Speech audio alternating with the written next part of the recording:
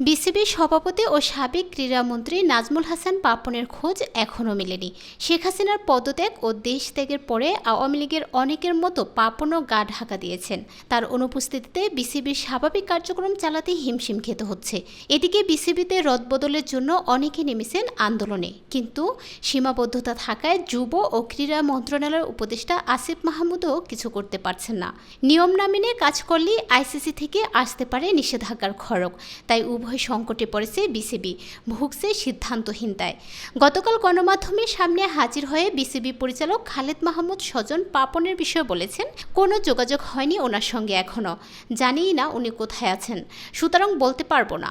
যদি যোগাযোগ হয় তাহলে কথা বলতে পারবো, কিন্তু এখন যেহেতু পাপন ভাই নেই, যদিও উনি সভাপতি হিসেবে আছেন, এখনও পদত্যাগ যেহেতু করেননি, আসিফ মাহমুদ এসেছেন উপদেষ্টা হিসেবে, উনি এখন সিদ্ধান্ত নেবেন। সব কিছু নির্ভর করছে ওনার উপরে। উনি যোগ্য ব্যক্তিকে তুলে নেবেন, সেটা উনিই চিন্তা করবেন। বাংলাদেশের ক্রিকেট, ফুটবল বা অন্য অঙ্গনে কারা নেতৃত্ব দিবেন বা কারা সঠিক পথে নিয়ে যাবেন, সেটি উনি চিন্তা করবেন। এটা নিয়ে বলার কিছু নেই। আমরা একটি নির্বাচিত বোর্ড, সেই বোর্ডে কী হবে সেটি সময় বলে দিবে।